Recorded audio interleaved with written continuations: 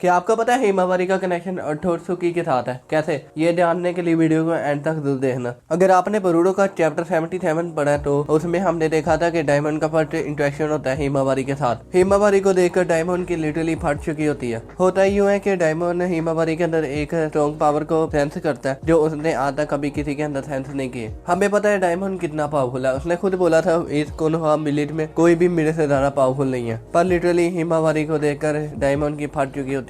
उसके facial expression से साफ साफ पता चल रहा होता है कि हिमावारी में कोई ना कोई पोटेंशियल है। डायमंड यहाँ पर हिमावारी पर अटैक भी करता है, पर उसके अटैक को बोरुटो रोकता है। डायमंड यहाँ पर बोलता है कि हिमावारी तुम्हारे लिए इस अटैक को रोकना तो बहुत आसान था, पर तुमने ऐसा क्यों नहीं किया? हमें पता है कि हिमावारी कोई शिनोबी नहीं है और ना ही उसको अभी तक कोई लड़ना आता है, लेकिन डायमंड ने यहाँ पर साफ साफ कह दिया कि हिमावारी के अंदर कोई ना कोई पोटेंशियल है। अगर आपने बोरुटो का ओपनिंग 10 वीडियो देखा है, इसमें भी हमें हिमावारी की पावर के बारे में बताया जा रहा था, लेकिन बहुत से लोगों का इस पर ध्यान नहीं किया था। बेसिकली हम इसमें देखते हैं कि कुछ क्रिमिनल हिमावारी को किडनैप कर लेते हैं और उस किडनैप की वजह हिमावारी की पावर थी। हिमावारी की पावर को एक और एपिसोड में फोरशैडो किया गया था। एपिसोड का नंबर अभी मुझे याद नहीं है। ये एपिसोड तब का था जब नारुतो होकागे बनने वाला था। इस एपिसोड में हम देखते हैं नारुतो किसी कारण हिमावारी को यहाँ पर गुस्सा दिला देता है और हिमावारी अपना कंट्रोल खो देती है। तो हिमावारी के सामने नारुतो आ जाता है उसको रोकने। हिमावारी यहाँ पर अपने बाप को भी नहीं देखती, वो नारुतो के चक्र पॉइंट पर अटैक करके उसे बेहोश कर देती है। ये बात गौर करना, हमें पता है कि नेदी ने नारुतो के चक्र पॉइंट पर इतनी बार अटैक किया था, पर आज तक कभी नारुतो इतना बेहोश नहीं हुआ था, पर हिमावारी ने यहाँ पर एक अटैक से नारुतो को बेहोश कर दिया। राइटर हमें पहले ही बताने की कोशिश कर रहा था कि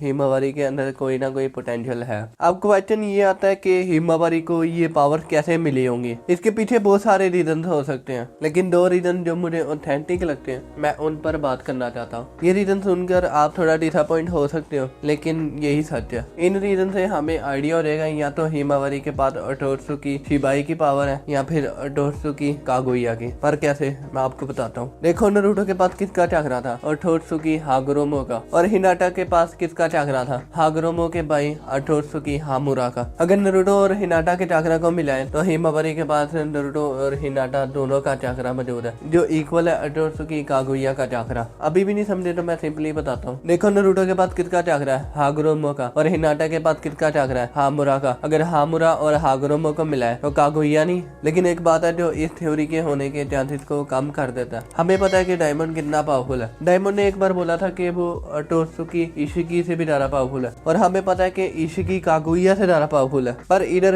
हिमावारी को देखकर डायमंड की क्यों फट गई है? जो यही कहता है कि हिमावारी ओटोत्सुकी कागुया से भी ज्यादा पावरफुल है। सुनकर अजीब ही लग रहा होगा, पर यही सच है। पर यह भी हो सकता है कि कागुया की power generation after generation powerful होती जा रही है। हमें पता है कि कागुया के दो बेटे हामुरा और हागुरोमो इस काबिल थे कि वो कागुया को हरा दे, मतलब वो कागुया से ज्यादा पावरफुल थे। पर यह भी हो सकता है कि जनरेशन आफ्टर जनरेशन जब हिमावारी के अंदर पावर आई तो कागुया की पावर इस वक्त तक काफी स्ट्रॉन्ग हो गई हो और हिमावारी को देखकर डायमंड की फट जाए। अगर तुम इस थ्योरी को रिजेक्ट करते हो तो दूसरी थ्योरी भी है जिसके होने के चांसेस स्ट्रॉन्ग है। थ्योरी नंबर 2 ये है कि हिमावारी के पास ओटोत्सुकी शिबाई की पावर है। पर सवाल ये है कि कैसे? अगर आपने नारुतो की लास्ट मूवी देखी है, इसमें ओटोत्सुकी टोनेरी होता है जो किसी कारण हिनाटा के साथ शादी करना चाहता है, और इन दी एंड हिनाटा इसको पेल देती है। पर सवाल ये नहीं है, हो सकता है जब तक हिनाटा टोनेरी के साथ थी, टोनेरी ने हिनाटा की बॉडी के साथ कुछ ऐसा किया हो, ऐसा वैसा नहीं। हो सकता है कि टोनेरी ने ओटोत्सुकी शिबाई के सेल्स या डीएनए हिनाटा की बॉडी में डाल दी हो,